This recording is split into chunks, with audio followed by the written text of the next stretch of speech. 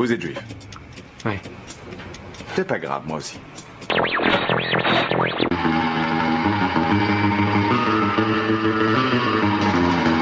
Nous interrompons un instant notre programme pour diffuser un bulletin d'information spécial. Ethiopia, abstain. France, yes. Greece, no. Il est toujours comme ça? C'est son côté agaçant, il faut qu'il parle. Je suis sûre que vous serez séduit quand vous le connaîtrez mieux. Ça change tout. Bonjour, bonjour, bienvenue pour ce magazine que vous propose chaque semaine le Fonds Social Juif Unifié et l'Appel Unifié Juif de France. Un magazine présenté par Xavier Nataf, mis en onde par Olivier Lovero. Au sommaire de notre programme aujourd'hui, dans quelques minutes, Patrick Petit-Oyon, le monsieur école juive en France, nous lui avons demandé quel était le bilan de cette année 2013-2014. En deuxième partie, après les titres et informations que nous espérons bonnes, nous reviendrons sur un certain nombre de diffusions. C'est l'été, on rediffuse un petit peu les grands moments de Ça change tout. Par exemple, Ron Raffaelli, c'est le directeur général du SPCJ. Nous reviendrons avec lui sur le rapport annuel sur l'antisémitisme. Et puis dans les coups de cœur de cette année, Stan Guigui est un photographe talentueux. Il a signé il y a quelques mois un livre magnifique, El Cartucho. Nous reviendrons sur cet entretien magnifique. Et puis ça change tout, c'est bien sûr des émotions, des bons plans, de la réflexion et aussi de la musique. עמד הגורילה בכלא, גורילה צעיר וחזק, וכל הנשים שבפלך חמדו את גופו המוצק, ורטט הביטואן פנימה, ישר באותו הדבר, שלפי מצוותיה של אמא, את שמו לא אוכל כאן לומר זהירות הגורילה.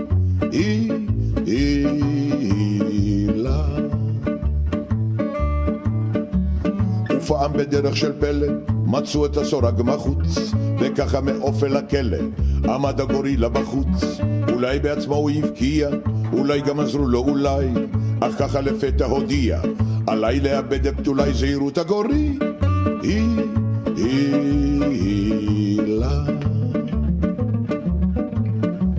כולם נמלטו אז בצוותא, הרחק מהקוף המיוחם, נותרו מאחור רק סבתא, ושופט בגלימה כפחם. הסבתא נפלה מתמוטטת, שכבה מבוהלת קופאת, תקרב הגורילה ברטט, אליה ואל השופט זהירות הגורילה.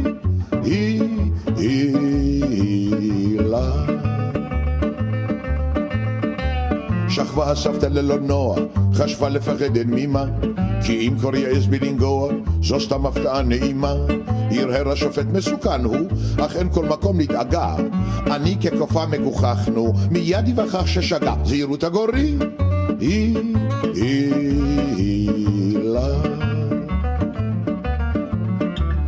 אולם הגורילה בזעם הוכיח לכל בבירור שלא בכל פעם תופתעם בכוח הגברה קשור, וכך למרבה כל הצער דווקא בשופט הוא בחר, וככה לעובי היער באוזן אותו הוא גרר זהירות הגורילה.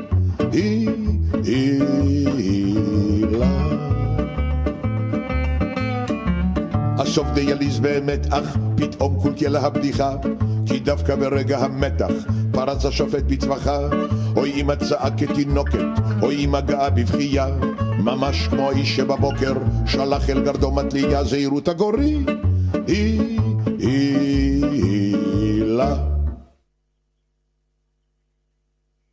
Patrick Petit-Oyon, vous êtes le grand responsable des écoles juives en France, puisque le Fonds Social Juif Unifié a pour mission et responsabilité l'ensemble de l'enseignement à caractère juif. On est en fin d'année. Qu'est-ce qu'on peut faire comme point aujourd'hui sur la vision globale de l'enseignement juif en France ? Écoutez, c'est un point à multiples facettes. Si on regarde du côté de la qualité de l'enseignement, vraiment, on progresse d'année en année. On a des projets très ciblés pour améliorer l'enseignement général, l'enseignement juif. On vient de sortir un manuel d'hébreu. Donc, au niveau qualitatif, on est vraiment en phase ascendante. Au niveau structure, globalement, l'essentiel des écoles juives est là. On est face à une autre difficulté qui est la localisation des bâtiments des écoles juives par rapport au déplacement de population. Et c'est vraiment une difficulté qui devient prégnante. Dans toutes les régions, on voit bien que les populations juives se déplacent plus vite que les écoles. Donc parfois, on peut être amené à regrouper, à fermer des structures pour ouvrir d'autres, mais ça prend du temps et c'est quelque chose qui va vraiment nous préoccuper dans les années qui viennent. Également, l'une des préoccupations qui est liée au mouvement de population, c'est le fait que certaines familles quittent la France, alors pour Israël, parfois pour d'autres pays qu'Israël. Là aussi, c'est une préoccupation parce que nos structures éducatives sont parfois en équilibre précaire. En même temps, il faut bien se dire, on est dans une période d'accroissement d'Alia, mais en même temps, très probablement, il y aura toujours des Juifs en France. Et d'ailleurs, c'est ce que vient bien de décider également le gouvernement israélien. Si on ne développe pas l'identité juive en France, alors la communauté est en péril. Donc eux-mêmes sont prêts à mettre des moyens financiers et humains pour développer cette identité. Donc l'école juive, plus qu'hier, a encore vraiment une raison d'être qui se renforce pour accueillir tous les juifs de France. Pas simplement comme hier ceux qui ont fait le choix d'une école religieuse, d'une éducation religieuse. Quand je dis religieuse, ça peut être du traditionnaliste à l'ultra-orthodoxe, mais je veux dire lié à la religion. Mais aussi une école juive qui doit accueillir des juifs qui sont aujourd'hui dans des écoles publiques, dans des écoles privées non juives, qui ont eu une attente identitaire plus culturelle, historique, ou qui n'ont pas encore fait le pas vers l'école juive. Et il faut que l'école juive puisse, je dirais en quelque sorte, au niveau culturel, se démocratiser. Pas au niveau financier, parce que c'est une autre problématique. Là aussi, il y a des difficultés, mais vraiment au niveau culturel, puisse se démocratiser et s'ouvrir à tous les publics. Alors pour qu'on se rende compte de quoi on parle, il y a quelques années, on évaluait à peu près à 1/3 des élèves juifs en France aujourd'hui, donc des jeunes en classe en âge d'aller à l'école, 1/3 étaient en école juive. Est-ce que c'est encore le cas? De combien on parle d'élèves en France? En France, on parle actuellement dans l'école juive de 32 045 élèves, c'est le pointage de l'année dernière. Donc on est, selon les estimations, parce que évidemment, il y a une approximation dans le nombre de juifs. Il y a une approximation dans le nombre d'enfants par famille. Si on tient compte de la moyenne à peu près nationale, il y aurait à peu près 100 000 jeunes juifs en âge d'être scolarisés en France. Donc si on est à 32 000, on est bien toujours dans ce tiers-là. Maintenant, voilà, c'est quand même une approximation. Mais de plus en plus, on a des démarches d'ouverture de l'école juive à de nouveaux publics. On a des associations qui s'en occupent. Je pense notamment à l'Oclège, qui est une association qui essaye de travailler sur l'image de l'école juive, de travailler sur l'autocensure des familles par rapport à l'école juive, soit parce qu'elle est prétendument trop religieuse alors qu'il y a des écoles juives de degrés de religiosité très différents, soit parce qu'elle coûte. Et là, de plus en plus, on voit bien qu'il y a des systèmes de bourses, indépendamment des bourses que déjà le Fonds social a mis en place, c'est-à-dire les bourses La Talmide, qui sont des bourses cantines, où on accorde à un peu plus d'1 millier d'élèves juifs en France une prise en charge qui correspond à 80% des frais de cantine. Donc, en dehors de ça, il y a d'autres systèmes de bourses pour aider à faire le pas. Parce que l'école juive coûtera toujours. Parce que c'est une structure qui, du fait de son bâtiment, du fait de son encadrement d'enseignement juif, du fait d'une partie de l'encadrement d'enseignement administratif, il y a forcément un coût. Les frais de sécurité sont aussi un coût à l'école juive qu'on ne rencontre pas ailleurs, ni à l'école catholique, ni bien sûr à l'école publique. Donc, qu'il y ait un coût de base, oui, mais en même temps, il faut bien avoir conscience que 75% des enfants ne payent pas les frais de scolarité tels qu'ils sont affichés. Ils ont des réductions.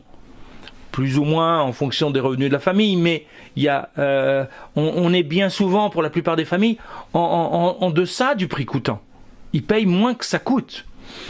Donc il faut des aides, il faut un encouragement, un partenariat, et par ce biais-là, on arrive à ouvrir l'école à de nouveaux publics, aussi parce que les écoles s'adaptent à cette demande d'un nouveau public. Parce que bien souvent, il faut de la mise à niveau en Kodesh. Quelqu'un qui a fait un cursus en école catholique ou en école publique, forcément, ne peut pas avoir le même niveau de Kodesh que quelqu'un qui a fait du Kodesh depuis le CP. Donc, tout ça, ce sont des dispositifs qui sont en train de se mettre en place et qui vont permettre à l'école juive, dans les années qui viennent, à s'ouvrir à un public plus large, parce que ce qui compte, c'est vraiment que chaque famille puisse avoir un accès à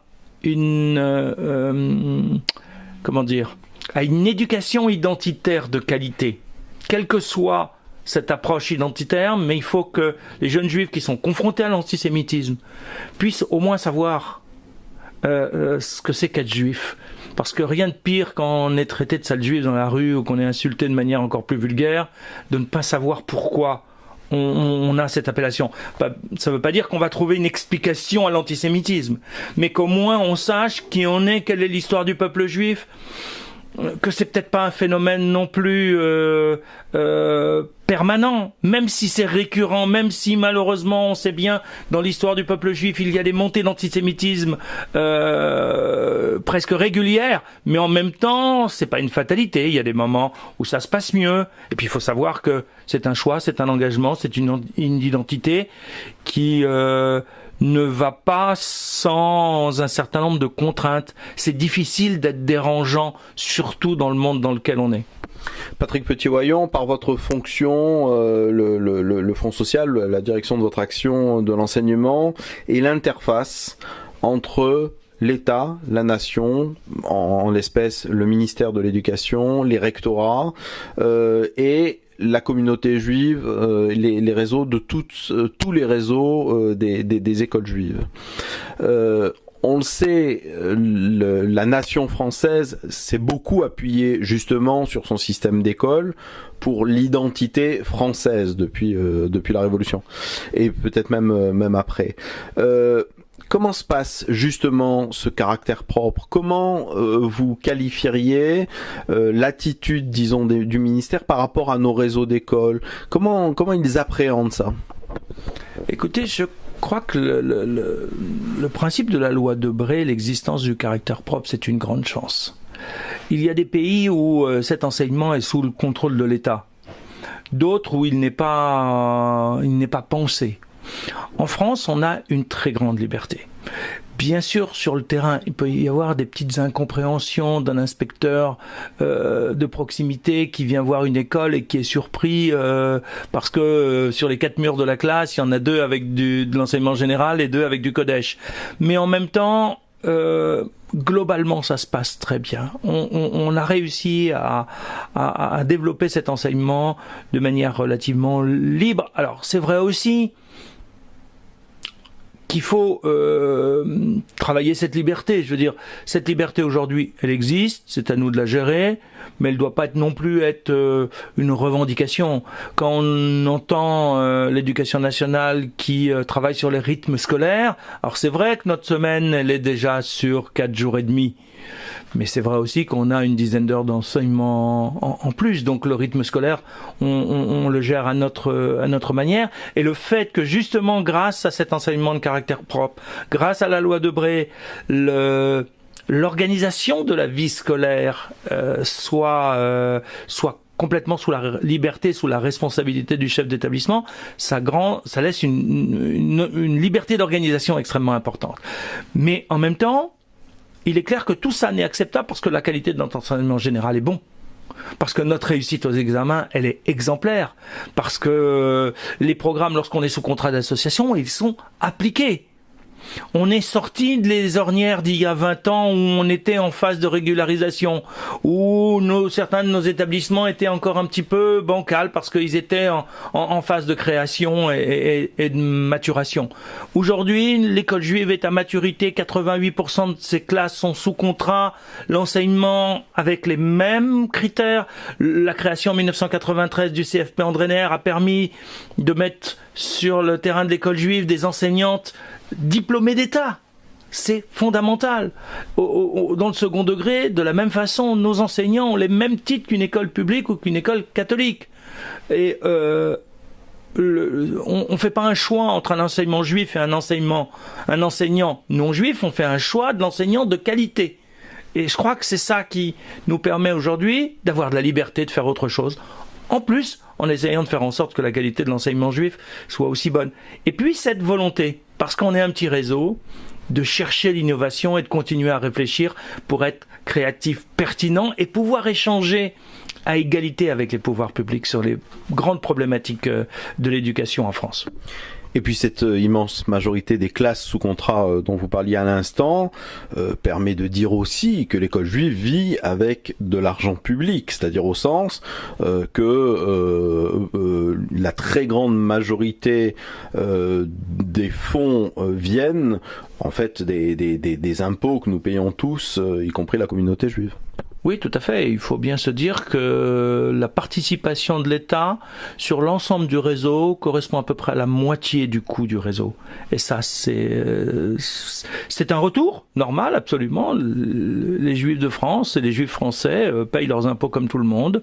Donc, il y a un dispositif qui existe dans le cadre de la loi Debré qui permet la prise en charge des enseignants de matière générale par l'État, comme elle le fait dans les écoles publiques, et qui participe de manière forfaitaire au fonctionnement administratif, comme elle le fait également à l'école publique. Donc ça, c'est très important parce que du coup, ça nous permet d'être pleinement citoyens, tout en ayant une marge de liberté pour développer une identité complémentaire qui nous semble indispensable, mais qui doit être en harmonie. Et c'est cette particularité que nous essayons aussi de développer dans nos établissements, c'est-à-dire la transversalité à tous les niveaux.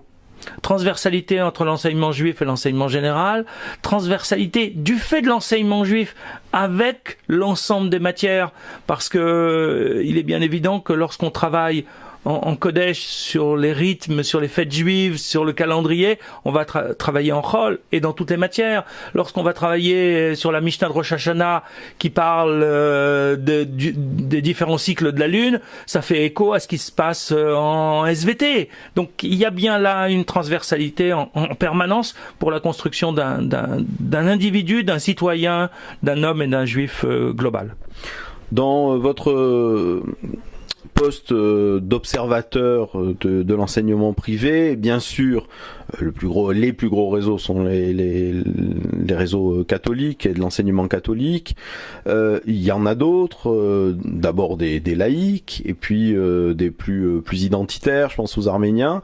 Je pense aussi au monde musulman qui est en train de se créer un réseau. Est-ce que vous avez des rapports avec eux? Est-ce qu'ils viennent voir et s'inspirer de ce que nous faisons dans la communauté juive?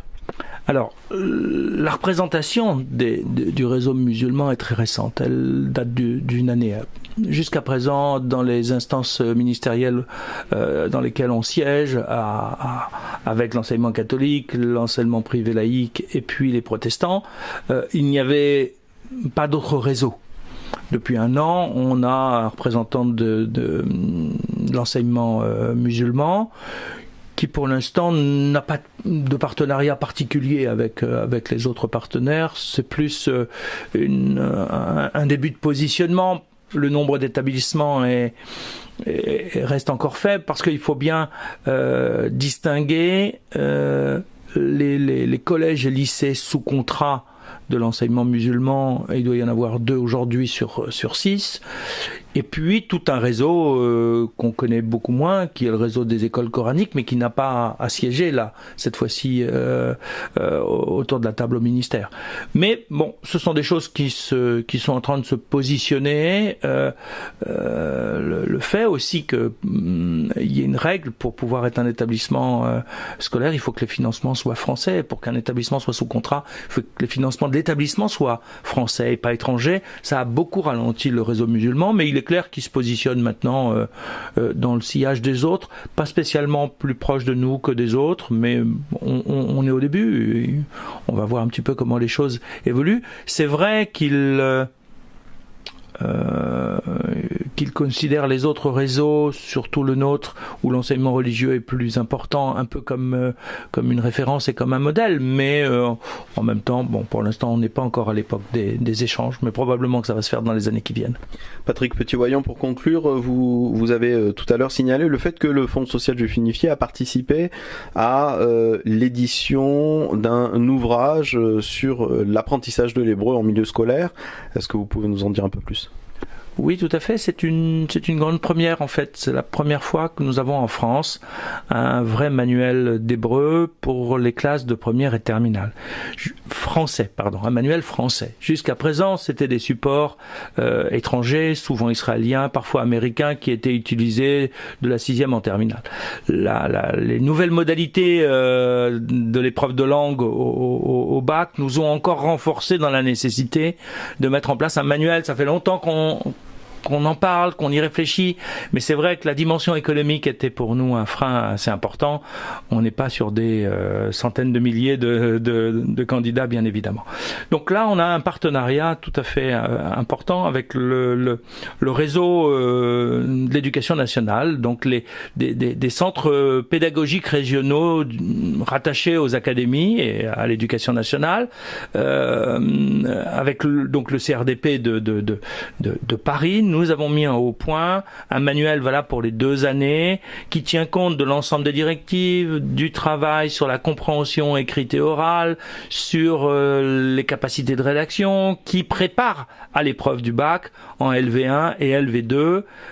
C'est une grande première. Avant, on était contraint à utiliser des polycopiés ou des extraits que les enseignants prenaient ici ou là. Là, enfin, on a un manuel en main et on espère que vraiment ça va être un outil extrêmement précieux pour préparer les épreuves du bac, qui en général se passent bien, mais avec des moyens un peu précaires.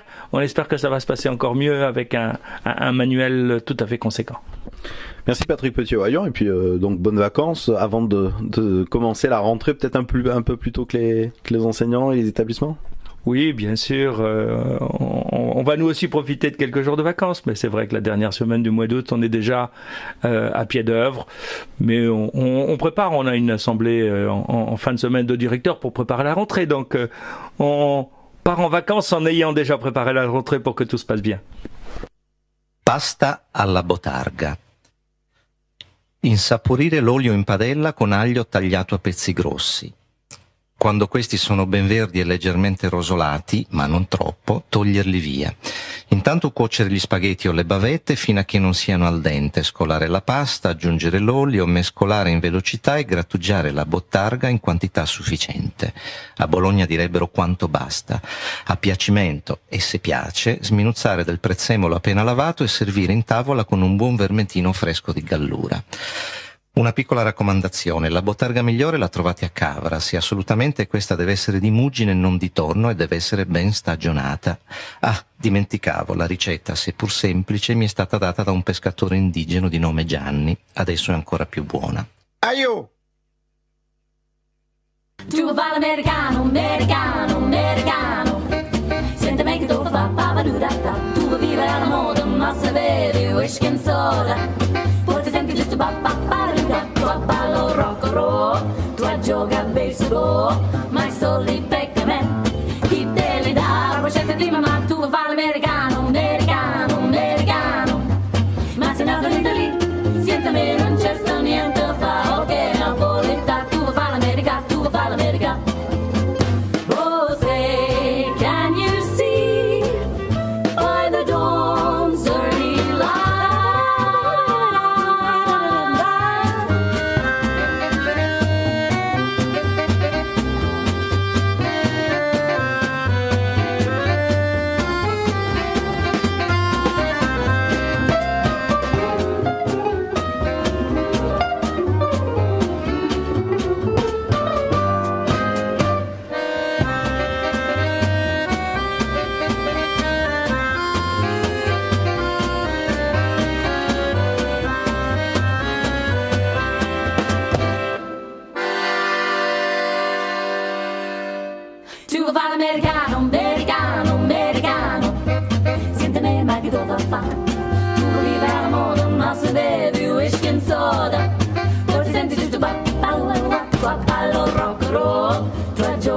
Lisboa, mai solite come chi te le dà, cercati mamma, tu vuoi fare l'americano, americano, americano, ma se nato lì, siete me non c'è sta niente, fa ok, napolita, tu vuoi fare l'America, tu vuoi fare l'America, tu vuoi fare l'America, Petit air d'Italie avec cet americano et surtout avant avec cette magnifique recette des pasta alla bottarga, des pâtes à la poutargue. Ça donne un petit air d'Italie. Voilà, on est presque en vacances pendant ce mois de juillet. Dans l'émission Ça change tout pour se donner un petit air tranquillement et plus léger. Malgré les nouvelles préoccupantes d'Israël. On aura d'ailleurs dans quelques minutes le flash des informations de 19h. D'ici là, encore un petit peu de musique.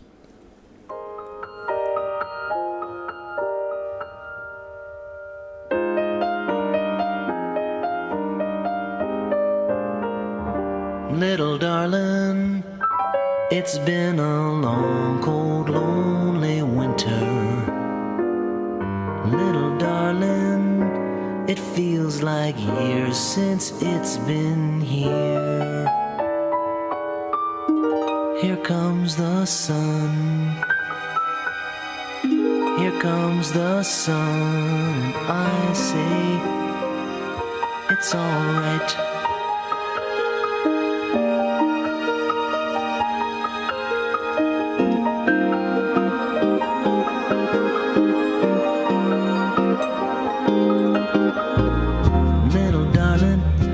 Smiles returning to the faces.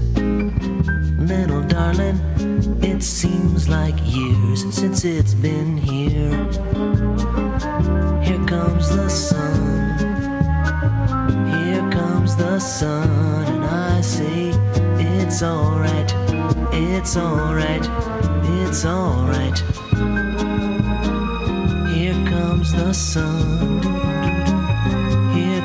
The sun, I say it's alright, it's alright, it's alright. Sun, sun, sun, here it comes. Sun, sun, sun, here it comes.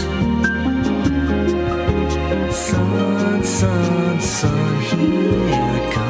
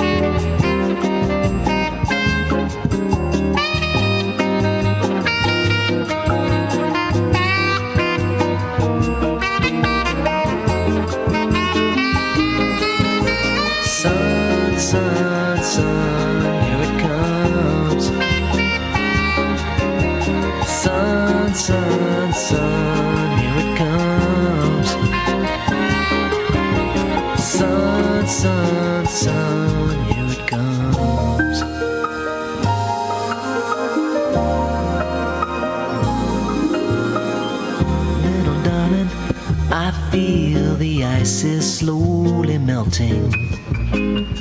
Little darling, it seems like years since it's been clear. Here comes the sun, doo-doo-doo. Here comes the sun, and I say it's alright, it's alright, it's alright. Here comes the sun, doo-doo-doo. Here comes the sun. Les Beatles revisités dans Ça change tout, le magazine d'identité et de culture juive que vous propose chaque semaine l'Appel unifié juif de France et le Fonds social juif unifié. Nous arrivons à la mi-temps de cette émission. Dans quelques secondes, les titres des informations. On en retrouvera après. On se retrouvera pour retrouver Ron Raffaelli, le directeur général du SPCJ.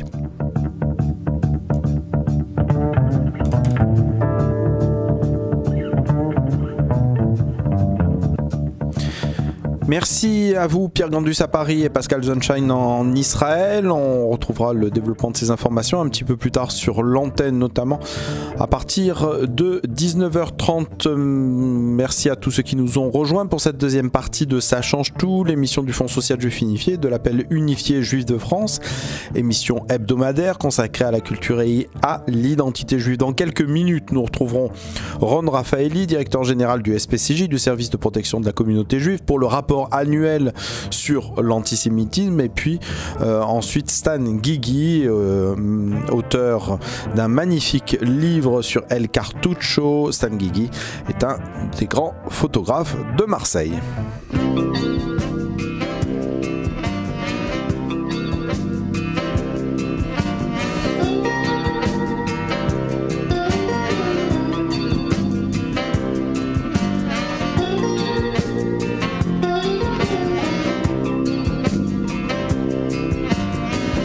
יש אדם רואה הכל באור ורוד ורוד, זה לא טוב אומרים כולם, אפילו רע מאוד. יש אדם רואה הכל באפלה קודרת, זאת המחלה רק בצורה אחרת. אל תרכיבו משקפיים, לא קודרות ולא שמחות, הסתכלו נא בעיניים, בעיניים פקוחות.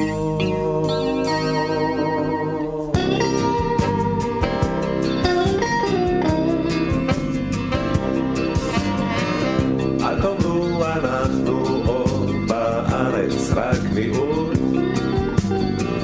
דווקא פה אולי מוצדקת האופטימיות.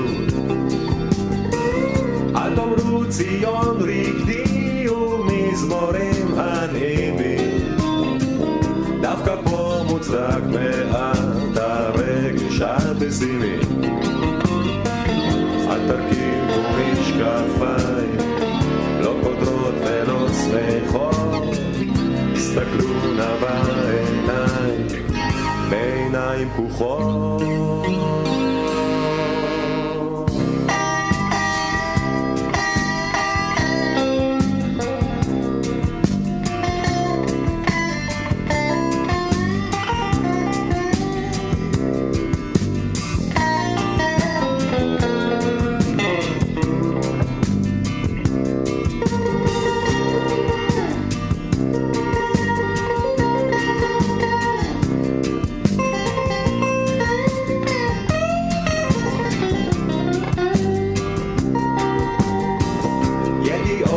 הספרות קבל מן העיתון, אך אצלנו בו קבל זריקה של מבסוטון. את הרע צריך לראות בכדי להילחם בו, על הטוב צריך לשמור בכדי להתנחם בו. אז אל תרכיבו משקפיים, לא קודרות ולא שמחות, תסתכלו נא בעיניים, בעיניים פקוחות.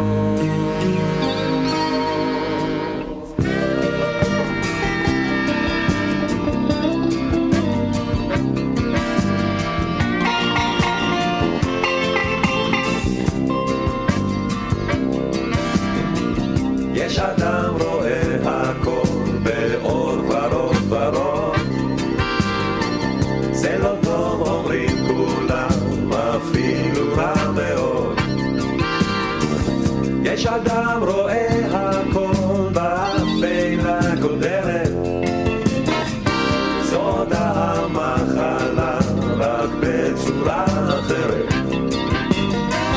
אל תרכיבו משקפיים, לא קודרות ולא שמחות, תסתכלו נא בעיניים, בעיניים פקוחות.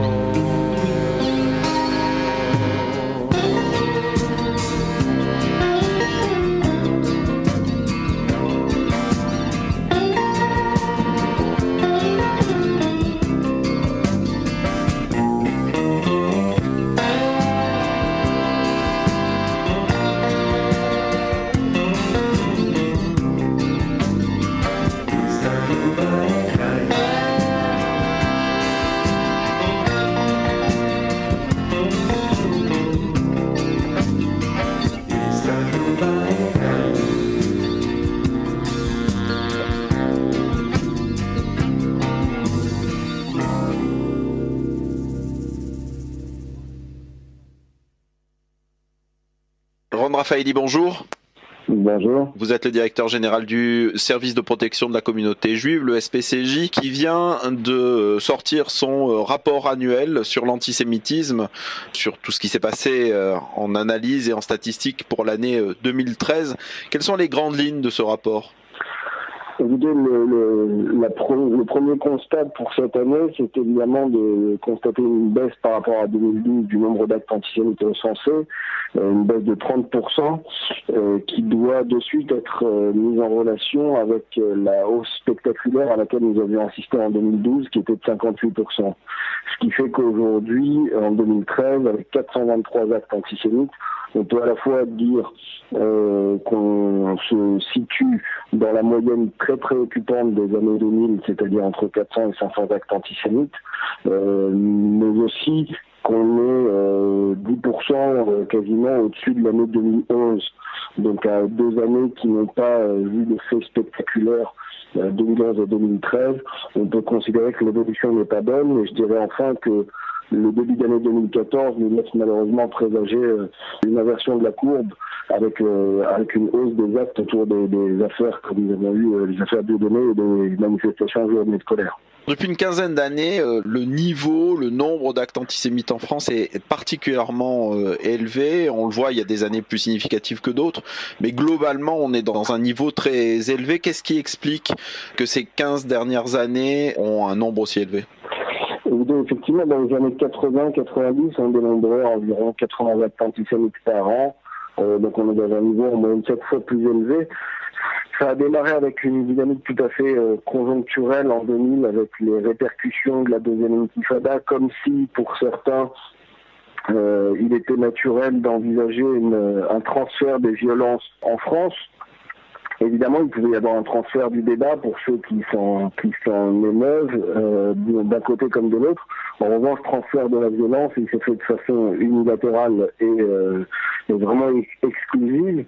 Et puis, finalement, non dénoncé comme il faut, il me semble, et non traité comme il faut, ces dynamiques conjoncturelles sont devenues structurelles et on n'est plus devant un phénomène qui a à voir avec, en quoi que ce soit avec le Proche-Orient, mais maintenant devant une dynamique structurelle qui a ses propres ressorts, ses propres mouvements et qui doit vraiment dès lors être combattu comme tel, c'est-à-dire qu'il ne faut pas des mesurettes, il faut réellement un plan interministériel ambitieux et qui investissent notamment des moyens importants dans les programmes d'éducation et de prévention parce que finalement la judiciarisation de l'antisémitisme est indispensable mais elle ne peut être la seule réponse à ces phénomènes, elle n'apporte qu'une réponse immédiate à ce qui se passe au présent ou dans les 2 ou 3 années passées.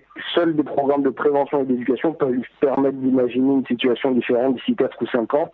Dans le cas contraire, on pourra se retrouver, malheureusement vous et moi, dans le même genre d'interview pour dénombrer le même nombre d'actes antisémites dans 5 ans. Ron Raffaelli, ce qui est effrayant, c'est le nombre d'actes racistes et antisémites en France, mais le rapport spécifique à la communauté juive, puisque 40% des actes racistes et antisémites concernent la communauté juive, c'est-à-dire moins d'1% de la communauté nationale française. C'est ça, finalement 40% des violences à caractère raciste sont des violences à caractère antisémite.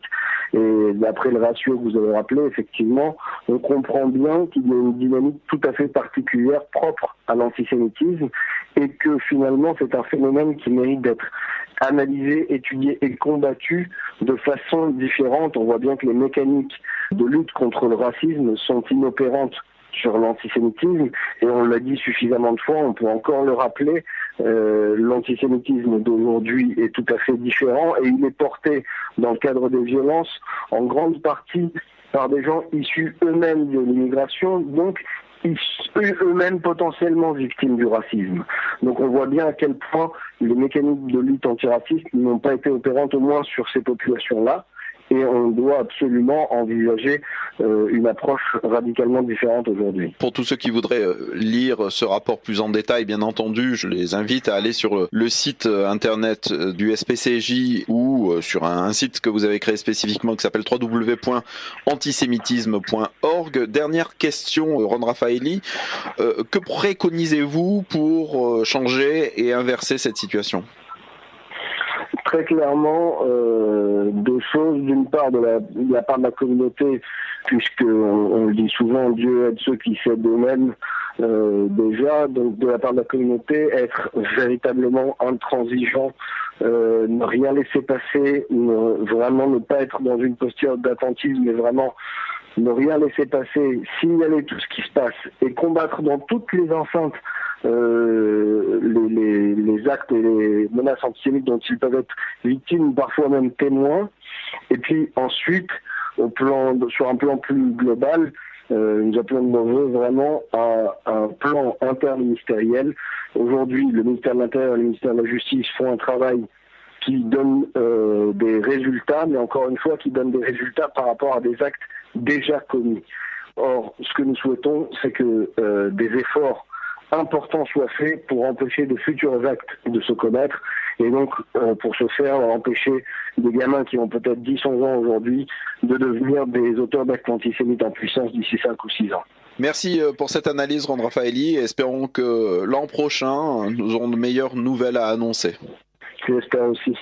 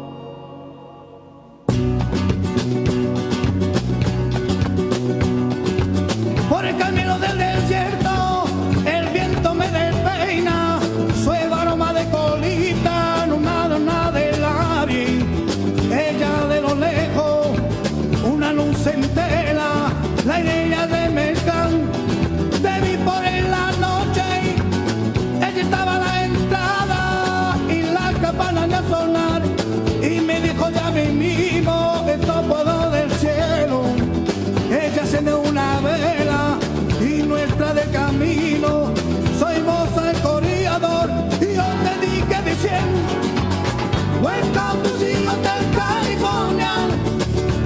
Such a lovely place, such a lovely place, such a lovely place. Welcome to the Hotel California.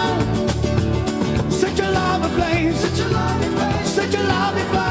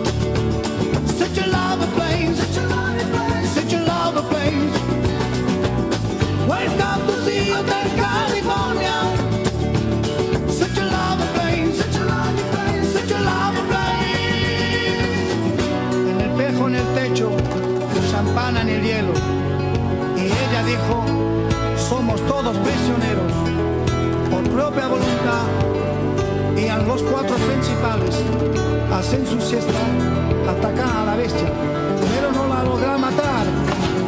Mi último recuerdo, corrían de la puerta, debió encontrar el camino por donde había llegado. El achendrica portero, con eso no recibí cuando quiere, pero nunca de partir. Welcome to the Hotel California. Such a lovely place, such a lovely place, such a lovely place. Welcome to the Hotel California. Such a lovely place, such a lovely place, such a lovely place.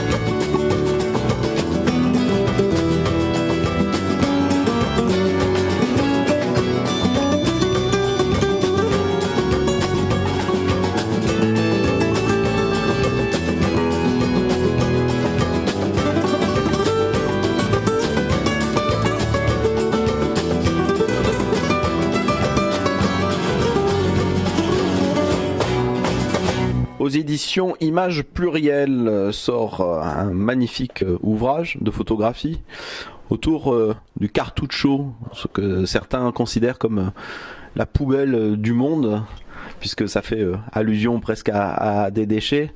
L'auteur de ces magnifiques photos, c'est Stanislas Guigui. Bonjour Stanislas. Bonjour Xavier. Un ouvrage qui reflète le travail que vous avez fait là-bas, sur place, à Bogota, dans un des lieux les plus mythiques mais les plus fous du monde, avec une violence incroyable, et vous avez essayé d'y voir au fond la beauté humaine. Ouais, je pense que on peut voir de la beauté partout, et puis surtout je m'étais attaché à raconter leur histoire comme des personnes et pas comme des espèces de choses comme ils sont considérés en Colombie. Où vraiment c'est effectivement, comme vous dites, les déchets du monde. Et moi je voulais montrer l'humanité qu'il y avait en eux, sous la crasse, la violence, la misère, etc.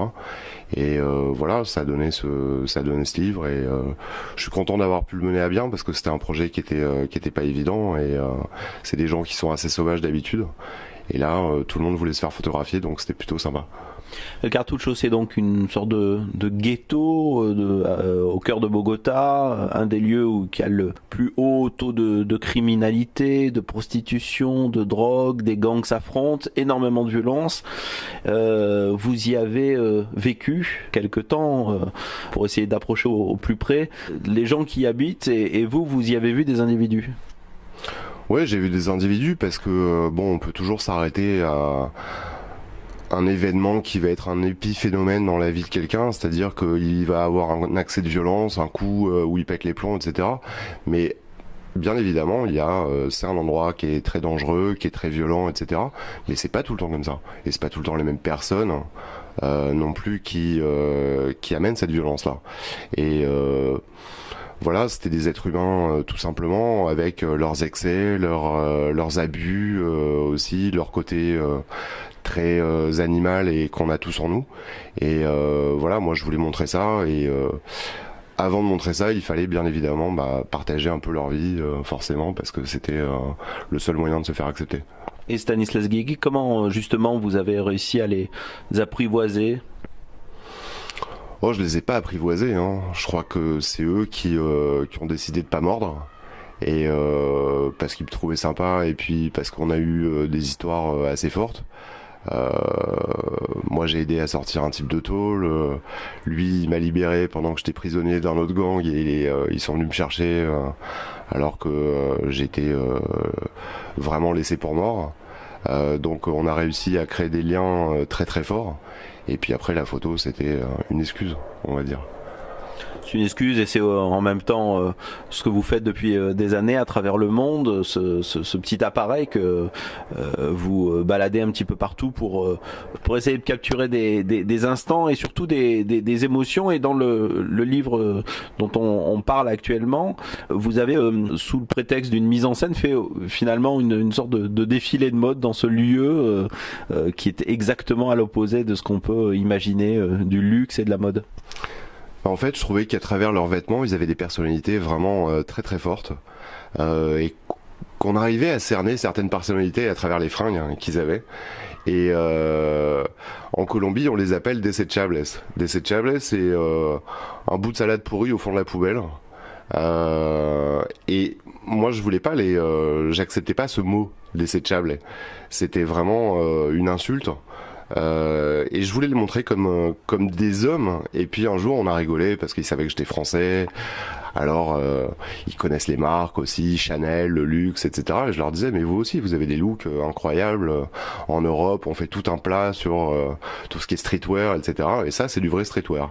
Et un jour on a eu l'idée c'était ça, de faire un défilé de mode sur un mur blanc. Qui voulait dire plusieurs choses, qui voulait dire voilà, on les décolle du fond et on montre on magnifie un peu leur costume à travers derrière ce mur blanc. Et puis aussi le mur c'était pour dire qu'est-ce qui se passe quand on se fait sortir de la société ou quand on en sort et qu'on passe de l'autre côté du mur. Comment est-ce qu'on vit, comment est-ce qu'on survit, dans quel état est-ce qu'on est, etc. Et c'était ça que je voulais essayer de montrer en photo. Et défilé de mode, ouais, c'était un défilé de mode. C'était voilà, ils ont des looks insensés, très recherchés souvent. Ils font beaucoup d'efforts vestimentaires parce que il reste que ça en fait. Il reste que la personnalité, les surnoms. Tous les gens ont des surnoms qui vont avec leur look, avec leur mentalité, etc. Et voilà, c'est des personnages à part entière pour moi. Alors évidemment qu'ils sont avec leurs vêtements sales, leur look pas tout à fait propre, et pourtant quelle humanité à travers chacun de ces personnages que vous avez fixés sur votre objectif. Et c'est fou quoi. Il y en a qui ont plus de dents, d'autres qui sont borgnes, mais des couples qui s'embrassent. Enfin vraiment il y a quelque chose d'extrêmement humain dans ce que vous essayez de montrer. Alors je viens de repenser à quelque chose. Xavier Natav, ça fait très longtemps qu'on se connaît. Et ce bouquin, c'est votre influence directe. Ouais. Parce que vous m'avez vachement influencé à une période de ma vie où j'étais très jeune, je découvrais le monde artistique, culturel. J'avais cette envie, mais j'avais pas l'éducation qui était derrière. Et un jour, vous m'avez parlé de Norman Rockwell. Ouais. Et Norman Rockwell, moi je sais pas dessiner, j'étais pas bon en peinture et j'ai tout le temps eu une frustration avec la photo qui était mon moyen d'expression parce que j'arrivais pas à faire ce que je voulais. Et quand j'ai commencé cette série, j'avais tout raté parce que c'était surexposé et je me servais pas bien de l'appareil numérique au départ et je pensais que c'était complètement raté, inexploitable. Et en travaillant le négatif et en travaillant un peu les contrastes et les lumières, toute la matière qui était plus dans le négatif réapparaissait et ça donnait un côté très peinture, très dessin, un peu gravure, et qui est souvent on compare au dessin de Norman Rockwell dans le traitement de la photographie. Et ben voilà, c'est cette influence directe que vous m'avez ouvert une voie et puis je l'ai suivi parce que c'était quelque chose qui me plaisait beaucoup. Et j'ai tout le temps pensé avec cette série que c'était quelque chose qui se rapprochait et dans le traitement et en plus dans le ton, parce que ces personnages effectivement ils sont misérables, ils sont pauvres, ils sont crades, etc. Mais j'ai jamais voulu montrer quelque chose de misérabiliste. Ils sont souriants, ils rigolent. Je les ai pas fait poser, c'est eux qui ont pris les poses qu'ils voulaient et je leur donnais vachement de liberté. Et il y avait une espèce de, pas de joie, mais de comment dire, c'est pas du cynisme non plus, mais c'est peut-être sais comme on dit, le côté bravache un peu quand tu rigoles des trucs difficiles qui t'arrivent dans la vie. Et c'était ça que je voulais montrer, c'était ce côté il peut se passer ce qui se passe, de toute façon on est là. On est là, on est debout et on est vivant. Et voilà, je voulais pas faire quelque chose de triste, même si leur vie est triste. Et ce petit côté Norman Rockwell, voilà, c'était grâce à vous et cette interview m'y fait penser. Merci de ces mots. Merci surtout de cet album qui donne foi en la vie. C'est un travail, et de façon générale le travail que vous faites, mais donne foi en la vie. La vie c'est pas aussi beau, c'est pas aussi lisse qu'on essaye de nous le faire croire. C'est très ancré dans des choses très concrètes, mais c'est des gens vivants et on les reconnaît chacun comme individu. Et ça, c'est vous qui, avec votre travail, l'avez fait. Donc merci beaucoup pour ce travail et cet album donc qu'on peut donc retrouver dans toutes les bonnes librairies de photographie ou sur internet. Ça s'appelle Atrás del Muro et c'est aux éditions Images Plurielles, un très bel album avec d'ailleurs de beaux textes qui l'accompagnent aussi. Merci, oui, les textes c'est Michel Philippot qui était le rédac-chef photo du Monde 2 qui a écrit, qui est aussi mon commissaire d'exposition, et François Cheval, le directeur du musée de la photo à Chalon-sur-Saône, qui a acheté cette série aussi pour le musée et qui l'a fait tourner un petit peu. Et voilà, ils m'ont fait l'honneur et le plaisir d'écrire ces textes. Et je voudrais aussi rajouter que l'éditeur est un éditeur marseillais avec lequel j'avais vraiment envie de travailler parce qu'il fait des produits très vraiment de qualité et c'est un amoureux de son travail. Et il y aura bientôt une signature au Mucem. J'ai pas la date en tête, mais je pourrais vous le dire. Et on en fera bien entendu l'écho, ça s'appelle Atrás del Muro, c'est un magnifique travail photographique signé Stanislas Guigui. Merci. Fin de cette émission, vous retrouverez toutes les informations dont nous avons parlé tout au long de cette heure sur le Facebook, la page Facebook de Ça change tout l'émission, et puis en allant aussi sur YouTube où vous pourrez réécouter, voire podcaster cette émission. C'est Christine Bartoli qui s'occupera de toute la partie net. Olivier Lovero a mixé soigneusement cette émission. Xavier Nataf l'avait préparée pour vous et l'a présentée derrière le micro rouge. Vous retrouve la semaine prochaine, mardi à 18h30.